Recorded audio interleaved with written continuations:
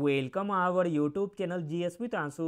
68 BPSC PT के लिए set practice कराया जा रहा है अरिहंत पब्लिकेशन से, जिसमें आज हम लोग सेट नंबर 17 को लगाने वाले हैं। इससे पहले सेट नंबर 1 से 17 तक ऑलरेडी करा दिया गया है। जो लोग नहीं देखे हैं तो वो लोग प्लेलिस्ट चेक कर सकते हैं। स्टार्ट करने से पहले आप लोगों से एक ही रिक्वेस्ट है, प्लीज़ वीडियो को लाइक और किसी भी एक ग्रुप में शेयर जरूर कर दीजिएगा। चलिए शुरू करते हैं और आप लोग भी सोचिएगा अपना आंसर क्या हो सकता है। पहला प्रश्न है, राजगीर में स्थित जरासंध की बैठक का निर्माण किस काल में हुआ माना जाता है? आंसर है ऑप्शन नंबर बी, गुप्त काल में। अगला प्रश्न है, ईरानी यात्री अब्दुल लतीफ किस मुगल शासक के शासन काल में बिहार आया था? आंसर है ऑप्शन नंबर ए, अकबर के शासन काल में। अगला प्रश्न देखते हैं, कर्णिक ने पाटलिपुत्र में किस बौद्ध विद्वान को अपने दरबार में आश्रय दिया था? तो दोस्तों वह बौद्ध विद्वान थे अश्वघोष, ऑप्शन नंबर डी। अगला प्रश्न है, शेर खां के पिता हसन खां सुर जागीरदार थे। शेर खां के पिता हसन खां सुर जागीरदार थे सासाराम के। अगला प्रश्न देखते हैं, किस यात्री ने मुगल काल में पटना की जनसंख्या को 2 लाख बताया था? तो दोस्तों वह यात्री थे मैनरिक, ऑप्शन नंबर बी। अगला प्रश्न देखते हैं, इंपॉर्टेंट प्रश्न है, बिहार में नोनिया विद्रोह जो 1778-1800 ईस्वी के मध्य हुआ था, इसके दौरान निम्न में से कौन सा जिला प्रभावित हुआ? तो दोस्तों वह जिला था दरभंगा, ऑप्शन नंबर डी। अगला प्रश्न देखते हैं, बिहार में 1857 ईस्वी के विद्रोह के दौरान कुछ जिलों के सैनिकों को हटा लिया गया, उन जिलों का सही क्रम क्या है? तो दोस्तों इसका राइट आंसर हो जाएगा option number B, Shahabad, Patna तथा बिहार। अगला प्रश्न है, गीत गोविंद के गीतकार जयदेव किसकी सभा को अलंकृत करते थे? आंसर है option number D, Lakshman Sen के। अगला प्रश्न है, सिंधु घाटी सभ्यता का पतन नगर कौन सा था? सिंधु घाटी सभ्यता का पतन नगर था लोथल। अगला प्रश्न है, निम्नलिखित में से किसने सोमपुर महाविहार का निर्माण करवाया था? इंपॉर्टेंट प्रश्न है, सोमपुर महाविहार का निर्माण कराया था देवपाल ने। अगला प्रश्न देखते हैं, निम्नलिखित में से कौन बुद्ध के जीवन काल में ही संघ प्रमुख होना चाहता था? बुद्ध के जीवन काल में ही संघ प्रमुख होना चाहता था देवदत्त। अगला प्रश्न है, आदि शंकर जो बाद में शंकराचार्य बने, इनका जन्म कहाँ हुआ था? तो दोस्तों आदि शंकर का जन्म हुआ था केरल में। अगला प्रश्न है, नंद शासक के आदेश से कहाँ एक नहर खोदी गई थी? आंसर है ऑप्शन नंबर सी, कलिंग में। अगला प्रश्न है, किस मुगल बादशाह को वजीर गाजी उद्दीन ने दिल्ली में दाखिल नहीं होने दिया था? तो दोस्तों वह मुगल बादशाह थे शाह आलम द्वितीय, ऑप्शन नंबर बी। अगला प्रश्न है, निम्नलिखित में से किस सुल्तान ने एक नगर बसाया जहां अब आगरा है? तो दोस्तों वह सुल्तान थे सिकंदर लोदी। अगला प्रश्न देखते हैं, इंपॉर्टेंट प्रश्न है, तुर्कान-ए-चहलगानी का निर्माण किसने किया था? तुर्कान-ए-चहलगानी का निर्माण किया था इल्तुतमिश ने। अगला प्रश्न है, निम्नलिखित में से किस सुल्तान ने फलों की गुणवत्ता सुधारने के लिए उपाय किए? तो दोस्तों वह सुल्तान थे Firoz Shah Tughlaq, option number B. अगला प्रश्न देखते हैं, किस मुगल शासक का वास्तविक नाम अली गौहर था? अली गौहर वास्तविक नाम था शाह आलम द्वितीय का। अगला प्रश्न है, निम्नलिखित में से कौन सा सबसे प्राचीन वाद्य यंत्र है? सबसे प्राचीन वाद्य यंत्र है वीणा। अगला प्रश्न है, एलोरा गुफाओं का निर्माण किस वंश के शासन काल में हुआ था? आंसर है ऑप्शन नंबर सी, राष्ट्रकूट के शासन काल में। दोस्तों आगे 10 प्रश्न मैथ और रीजनिंग के दिए गए हैं, जिन्हें भी बनाना हो तो वह वीडियो पॉज करके बना सकते हैं। मैं सभी का आंसर बता देता हूँ। 21 का आंसर हो जाएगा ऑप्शन नंबर ए। 22 का आंसर होगा ऑप्शन नंबर ए। 23 का आंसर होगा ऑप्शन नंबर डी। 24 का आंसर होगा ऑप्शन नंबर बी। 25 का आंसर होगा ऑप्शन नंबर डी। 26 का आंसर होगा ऑप्शन नंबर बी। 27 का आंसर होगा ऑप्शन नंबर बी। 28 का आंसर होगा ऑप्शन नंबर ए। 29 का आंसर होगा ऑप्शन नंबर ए।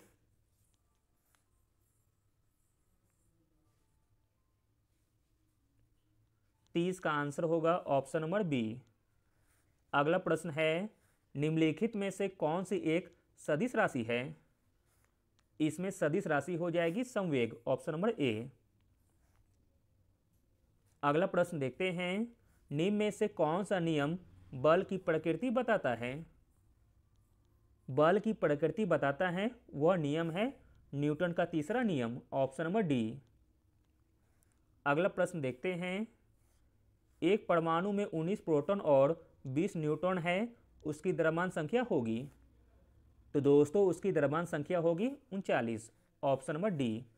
अगला प्रश्न है, बोस आइंस्टीन कंडेंसेंट की गतिज ऊर्जा होती है। आंसर है ऑप्शन नंबर ए, अत्यधिक निम्न। अगला प्रश्न है, शुद्ध सोडियम क्लोराइड को जल में घोलने पर प्राप्त घोल का पीएच होगा। शुद्ध सोडियम क्लोराइड को जल में घोलने पर प्राप्त घोल का पीएच होगा उदासीन होगा, ऑप्शन नंबर सी। अगला प्रश्न देखते हैं, पेयजल के लिए पीएच की वांछनीय सीमा क्या है?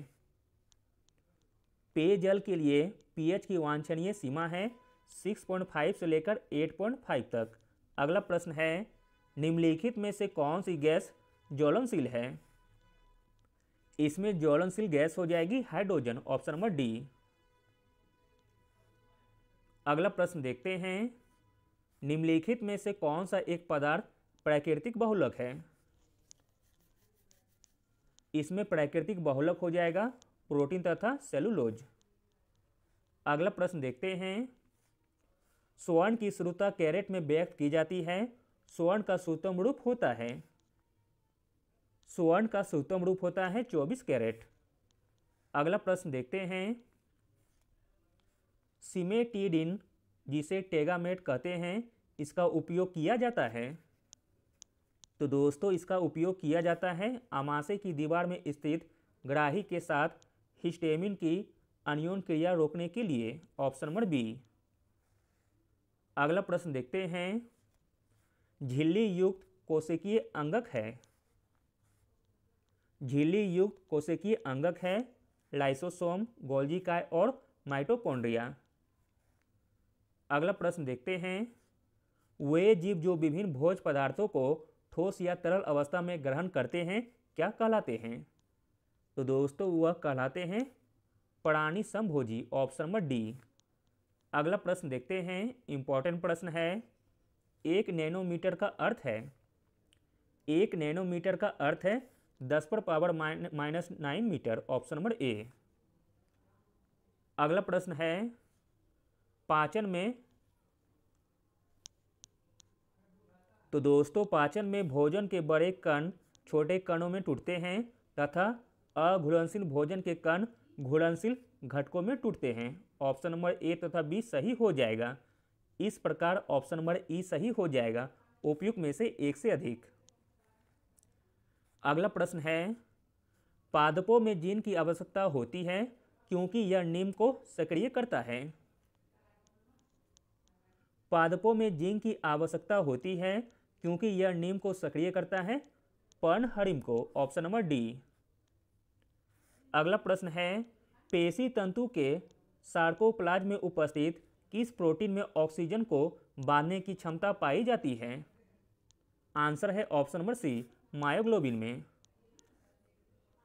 अगला प्रश्न है, स्वायत्त तंत्रिका तंत्र किस पर नियंत्रण करता है? आंसर है ऑप्शन नंबर डी, आंतरिक अंग को। अगला प्रश्न है, दांत कोशिका अड़कता रोग में हीमोग्लोबिन की विकृति का कारण है? दांत कोशिका अड़कता रोग में हीमोग्लोबिन की विकृति का कारण है बीटा श्रृंखला में छठे स्थान पर वेलिन की उपस्थिति। अगला प्रश्न देखते हैं, इंपॉर्टेंट प्रश्न है, संघीय बजट 2020-21 में प्रधानमंत्री फसल बीमा योजना के लिए कितने करोड़ रुपए का आवंटन किया गया है?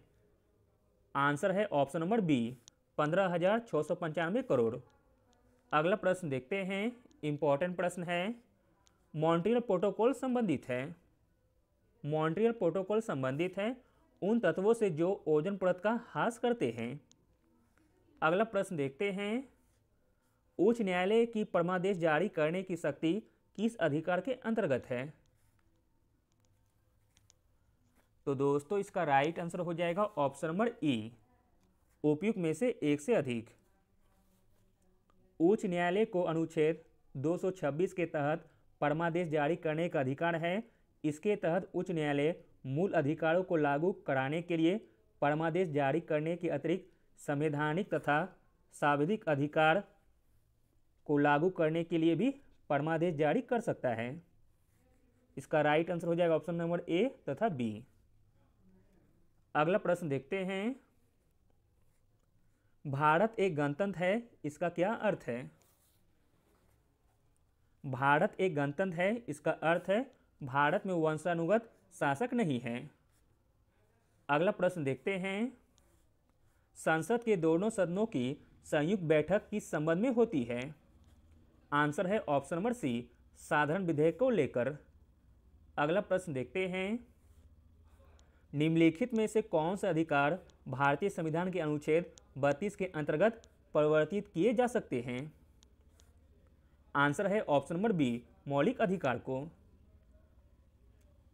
अगला प्रश्न है, भुवनेश्वर तथा पुरी के मंदिर किस शैली में निर्मित हैं?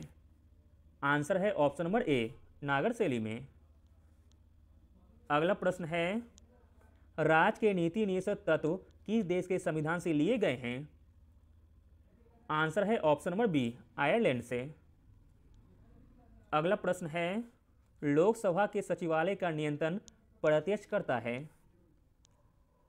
लोकसभा के सचिवालय का नियंत्रण प्रत्यक्ष करता है लोकसभा का अध्यक्ष। अगला प्रश्न है, सर्वोच्च न्यायालय के अवकाश प्राप्त न्यायाधीश कहाँ वकालत कर सकते हैं? आंसर है ऑप्शन नंबर डी, किसी भी न्यायालय में नहीं। अगला प्रश्न देखते हैं, भारत में वित्तीय आपातकाल की घोषणा अभी तक कितनी बार की गई है? आंसर है ऑप्शन नंबर डी, कभी नहीं।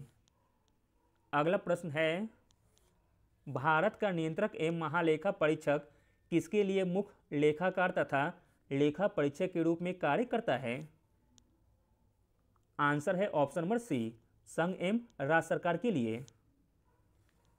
अगला प्रश्न है, किसी संसदीय प्रक्रिया में सभी मांगों को जो नियत तिथि तक न निपटाई गई हो और बिना चर्चा के मतदान के लिए रखा जाता हो? तो दोस्तों वह प्रक्रिया है गिलोटिन, ऑप्शन नंबर बी। किस संसदीय प्रक्रिया में सभी मांगों को जो नियत तिथि तक न निपटाई गई हो बिना चर्चा के मतदान में रखा जाता है? वह है गिलोटिन। अगला प्रश्न देखते हैं, विधि निर्माण संबंधी आपसी शक्तियां संसद में निहित है? विधि निर्माण संबंधी आपसी शक्तियां संसद में निहित है अनुच्छेद 248 में। अगला प्रश्न है, सोमनाथ मंदिर को लूटकर जाते समय महमूद गजनवी पर किसने आक्रमण किया था? आंसर है ऑप्शन नंबर ए, जाटों ने। अगला प्रश्न है, निम्नलिखित में से कौन भारतीय राष्ट्रीय कांग्रेस के स्थापना अधिवेशन में उपस्थित नहीं थे? तो दोस्तों जो उपस्थित नहीं थे वह थे Surendranath Banerjee, option number D. अगला प्रश्न देखते हैं, निम्न में से कौन चटगांव विद्रोह का नेता था? चटगांव विद्रोह का नेता था सूर्यसेन। अगला है, लाल बाल और पाल में कौन सा व्यक्ति भारतीय राष्ट्रीय कांग्रेस का अध्यक्ष बना? तो दोस्तों वह थे लाला लाजपत राय। अगला प्रश्न है, निम्नलिखित में से किस भारतीय नेता ने लंदन में प्रथम गोलमेज कॉन्फ्रेंस में हिस्सा लिया था? तो दोस्तों वह भारतीय नेता थे मौलाना Mohammad Ali, option number A. अगला प्रश्न देखते हैं, निम्नलिखित में से प्रथम कर्नाटक युद्ध का कौन सा तत्कालिक कारण था? आंसर है ऑप्शन नंबर डी, अंग्रेजों द्वारा फ्रांसीसी जहाज़ों का अधिग्रहण। अगला प्रश्न है, निम्नलिखित में से किस अंग्रेज अधिकारी ने पुर्तगालियों को सोली नामक स्थान पर हराया था? तो दोस्तों वह थे Thomas Best, option number B. अगला प्रश्न देखते हैं, निम्नलिखित में से किस अधिनियम के तहत लॉर्ड कॉर्नवालिस को अपनी काउंसिल के फैसलों को रद्द करने का अधिकार मिला था? तो दोस्तों वह अधिनियम था 1786 का एक्ट। अगला प्रश्न है, 1876 ईस्वी में इंडियन एसोसिएशन की स्थापना किसने की थी? 1876 ईस्वी में इंडियन एसोसिएशन की स्थापना की थी सुरेंद्रनाथ बनर्जी। अगला प्रश्न है, निम्न देशी राज्यों में से कौन यथावत समझौते का पक्षधर था? तो दोस्तों वह थे हैदराबाद। अगला प्रश्न देखते हैं, सुभाष चंद्र बोस के त्याग पत्र के बाद भारतीय राष्ट्रीय कांग्रेस का अध्यक्ष कौन बना? आंसर है option number B, doctor Rajendra Prasad. अगला प्रश्न देखते हैं, सन्यासी विद्रोह किस उपन्यास का मुख्य कथानक है? आंसर है ऑप्शन नंबर सी, आनंद मठ का। अगला है, फिनिक्स फॉर्म की स्थापना किसने की थी? आंसर है option number B, Mahatma Gandhi ने। अगला प्रश्न देखते हैं, निम्न में से कौन कभी बिहार के उप मुख्यमंत्री नहीं रहे? बिहार के उप मुख्यमंत्री नहीं रहे थे Bindeshwari Dubey, option number D. अगला प्रश्न है, पत्रकार के कर्तव्य का निर्वहन करते हुए जेल जाने वाला प्रथम भारतीय कौन था? आंसर है option number D, Surendranath Banerjee. अगला प्रश्न देखते हैं, अंतिम मुगल बादशाहों में कौन सा रंगीला नाम से प्रसिद्ध था? रंगीला नाम से प्रसिद्ध था मोहम्मद शाह रंगीला। अगला प्रश्न है, ताराबाई किसकी पत्नी थी? ताराबाई पत्नी थी बाजीराव की। अगला प्रश्न देखते हैं, इंपॉर्टेंट प्रश्न है, बिहार में दशकीय वृद्धि जनसंख्या वृद्धि दर कितनी है? 2001 से 2011 तक बताना है।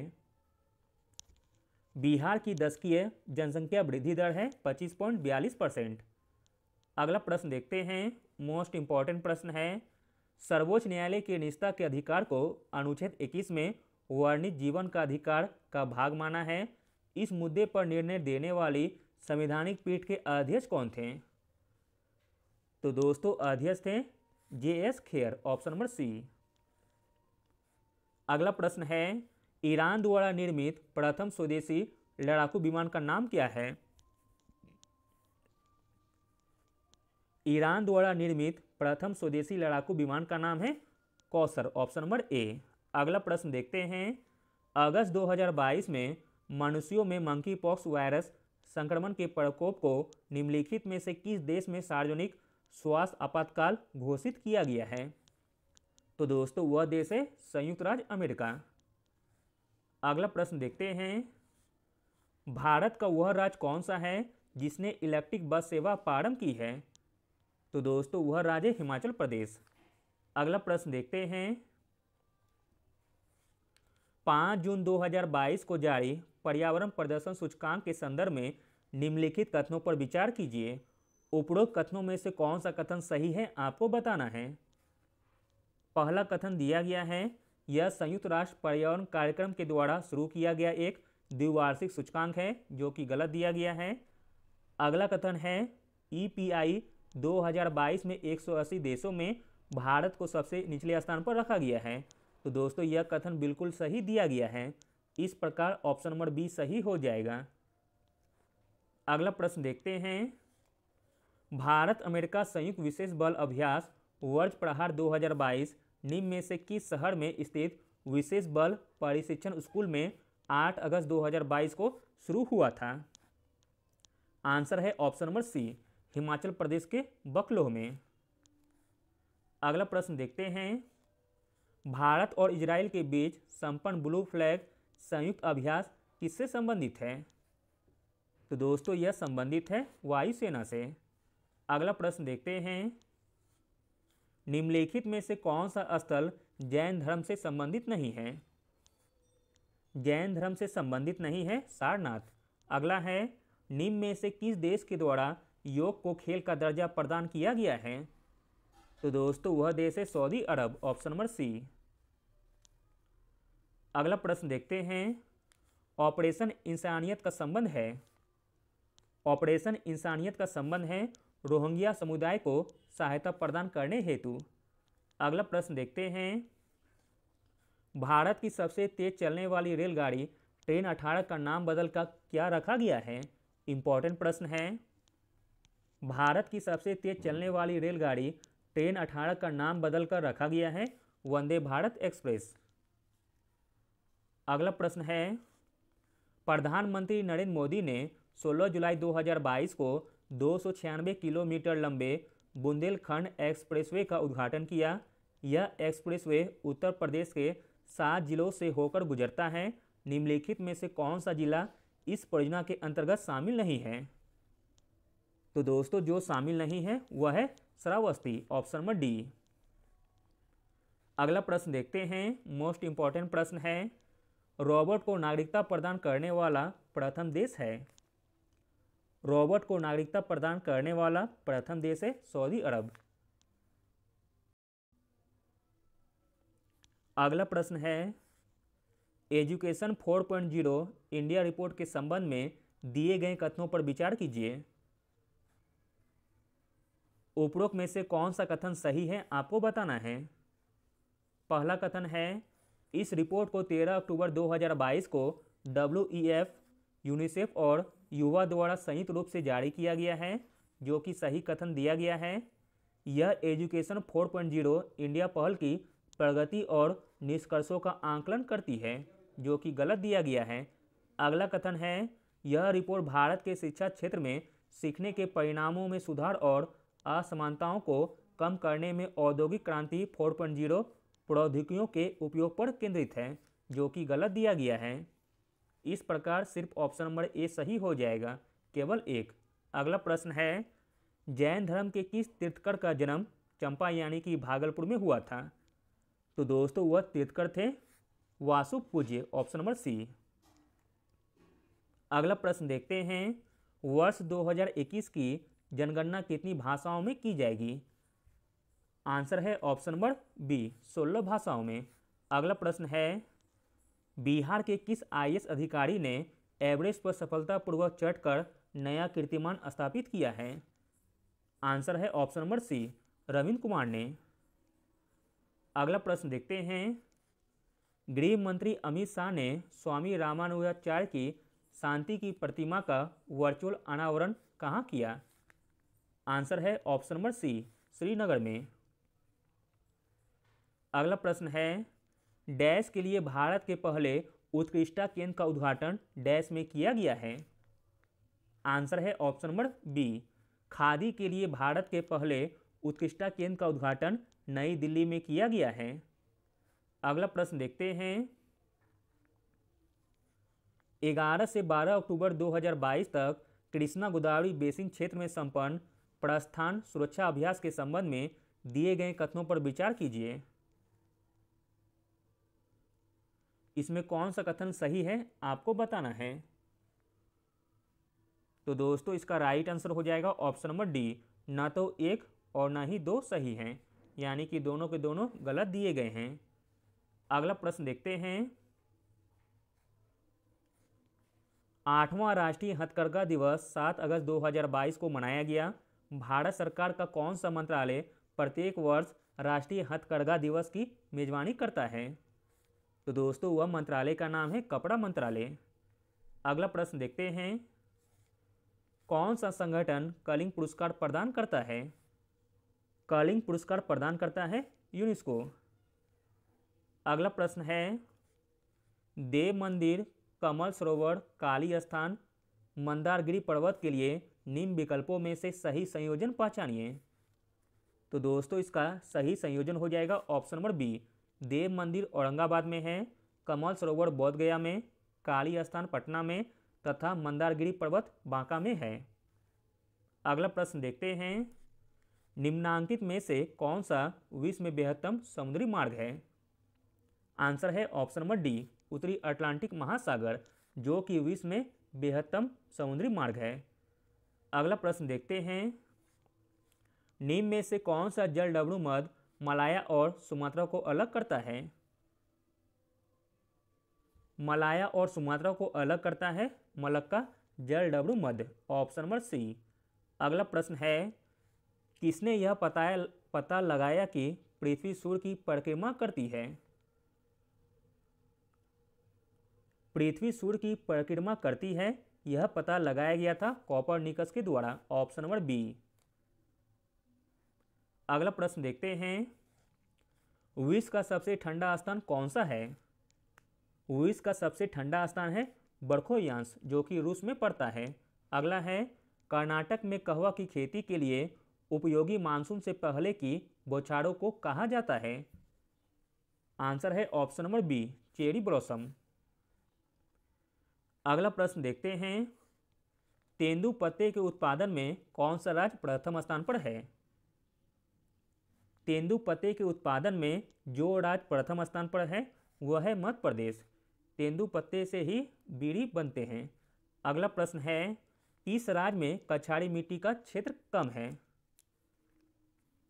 कछाड़ी मिट्टी का क्षेत्र कम है मध्य प्रदेश में। अगला प्रश्न है, विश्व का आर्द्रतम स्थान कौन सा है? विश्व का आर्द्रतम स्थान है मासिनराम। अगला प्रश्न देखते हैं, भिलाई इस्पात संयंत्र किस देश के सहयोग से स्थापित हुआ था? आंसर है ऑप्शन नंबर ए, सोवियत संघ के सहयोग से। अगला प्रश्न है, नर्मदा और ताप्ती नदियों के जल को कौन सी पर्वत श्रृंखला विभाजित करती है? आंसर है ऑप्शन नंबर बी, सतपुड़ा पर्वत। अगला प्रश्न देखते हैं, इंपॉर्टेंट प्रश्न है, सह्याद्री की सबसे ऊंची चोटी कौन सी है? सह्याद्री की सबसे ऊंची चोटी है अनायमुदी। अगला प्रश्न है, निम्नलिखित नगरों में से कौन कर्क रेखा से निकटतम दूरी पर स्थित है? तो दोस्तों वह नगर है गांधीनगर। अगला प्रश्न देखते हैं, निम्नांकित युग्मों में से कौन सा सुमेलित नहीं है? तो दोस्तों जो सुमेलित नहीं है वह है option number B, Rohtang Jammu Kashmir, जो कि गलत दिया गया है। रोहतांग दर्रा हिमाचल प्रदेश में है, बाकी तीनों सही दिए गए हैं। नाथुला सिक्किम में है, पालघाट केरल में, बोमडिला अरुणाचल प्रदेश में है। अगला प्रश्न है, जाड़वा आदिवासी किससे संबंधित है? जाड़वा आदिवासी संबंधित है अंडमान निकोबार से। अगला प्रश्न देखते हैं, निम्न में से कौन सा कृत्रिम पारिस्थितिकी तंत्र है? कृत्रिम पारिस्थितिकी तंत्र है धान का खेत। अगला प्रश्न देखते हैं, निम्न में से कौन एक मुख्य प्रदूषक नहीं है? जो मुख्य प्रदूषक नहीं है वह है सल्फर डाइऑक्साइड। अगला प्रश्न है, निम्नलिखित में से कौन अकबर के नवरत्न में शामिल नहीं था? अकबर के नवरत्न में शामिल नहीं था जसवंत सिंह। अगला प्रश्न है, संघीय बजट में राजकोषीय घाटा का अर्थ है? संघीय बजट में राजकोषीय घाटा का अर्थ है बजट घाटे और आंतरिक तथा बाह्य ऋणदान में निवल वृद्धि का योग। अगला प्रश्न है, पूंजीवादी अर्थव्यवस्था की प्रगति किसको बढ़ावा देती है?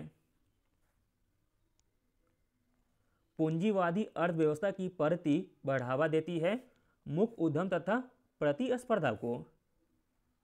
अगला प्रश्न देखते हैं, मुद्रास्फीति किस कारण से होती है? मुद्रास्फीति होती है मुद्रा पूर्ति में वृद्धि के कारण, ऑप्शन नंबर सी। अगला प्रश्न है विशेष आहरण अधिकार यानी कि एसडीआर की सुविधा किसमें उपलब्ध है? आंसर है ऑप्शन नंबर ए अंतर्राष्ट्रीय मुद्रा कोष में यानी कि आईएमएफ में। अगला प्रश्न देखते हैं। कहा जाता है अच्छा बैंकर वह है जो बंधक और डैश के बीच अंतर जानता हो। कहा जाता है अच्छा बैंकर वह है जो बंधक और विनिमय पत्र के बीच अंतर जानता हो। Option number B. अगला प्रश्न देखते हैं। अंतर्राष्ट्रीय भुगतानों में मध्यस्थों की क्रिया से आशय है। अंतर्राष्ट्रीय भुगतानों में मध्यस्थों की क्रिया से आशय है सस्ते बाजार में मुद्रा खरीदकर महंगे बाजार में बेचना। अगला प्रश्न देखते हैं कि स्वतंत्रता सेनानी को देश रत्न के नाम से जाना जाता है। देश रत्न के नाम से जाना जाता है डॉक्टर राजेंद्र प्रसाद को। अगला प्रश्न है निम्न में से कौन सा औद्योगिक अवस्था का तत्कालीन संकेतक नहीं है? आंसर है ऑप्शन नंबर ए लाभ में कमी।